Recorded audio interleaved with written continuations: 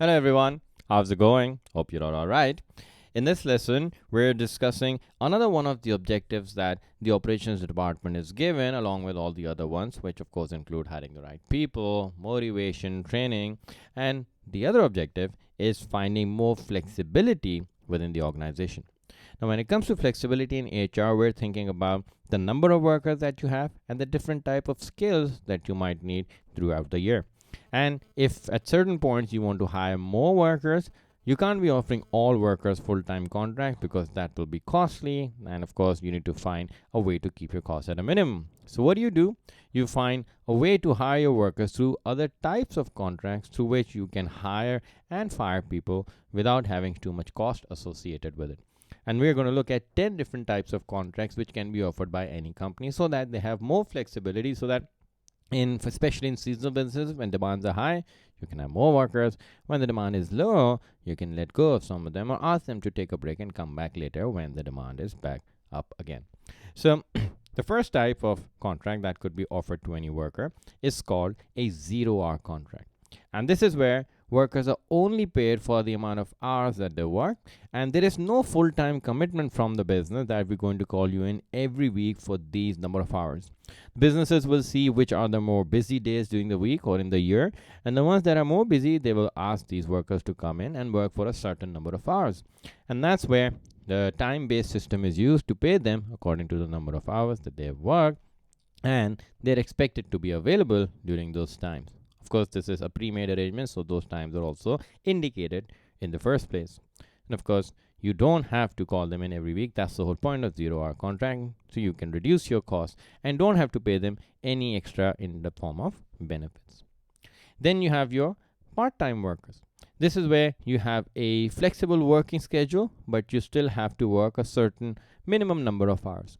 And these will always be below 40 hours, because 40 hours is what we consider to be a full-time worker.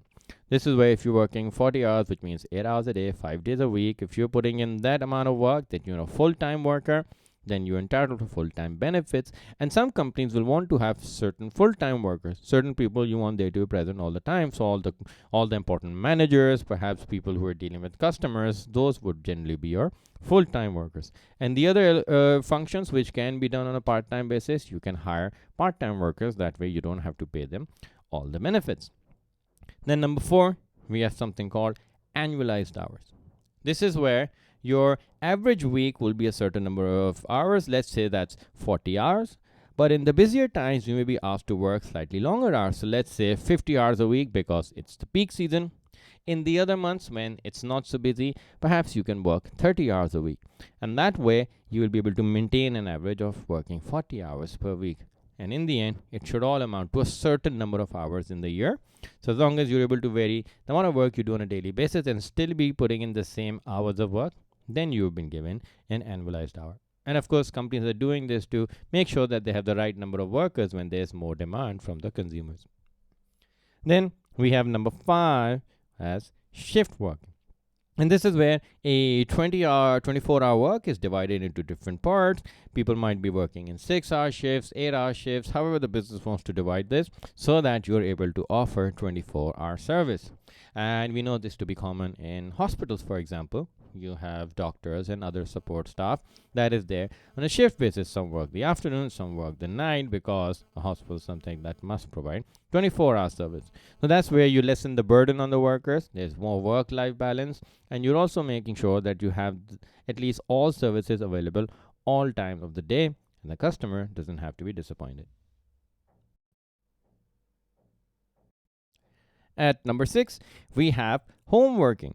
And this is something that's come to the fore more due to the COVID outbreak, and that's where we learned that you can actually work from home and still be productive. And companies learn that this is a good way to reduce the fixed cost of business. So offices don't have to open up, no extra tables have to be bought, extra computers don't have to be bought, you don't have to spend electricity, all the expenses that are associated with managing one worker, that is obviously saved when you ask them to work from home. Of course, you have to give them the right equipment to be able to work, but once that is sorted, then that's a very good way for you to save time and the expenses that you would have to do on each worker. Then you have something called compressed hours. And this is something that the modern world is slowly moving towards, that instead of working for 5 days a week, let's work for 4 hours instead. And you'll work slightly longer on those 4 days to make up for the lost output of the fifth day. So work longer hours on Mondays and Tuesdays, take Wednesday off, work longer hours on Thursday and Friday, take Saturday and Sunday off.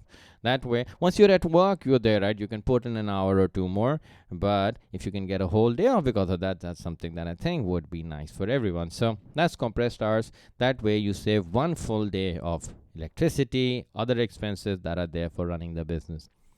At number 8, we have something called gig economy. And this is becoming more and more common now, with more freelance workers looking for different work so that they can fit it into the different schedules that they have. So this way you can hire people on freelance, get a certain work done. Let's say a marketing campaign has to be designed. So you can get someone to come in on a freelance contract, work for a couple of weeks, provide their output.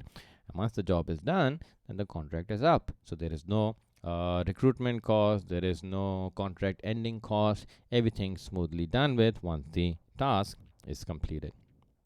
At number 9, we have job sharing. This is where the same job is being done by two people on different days of the week.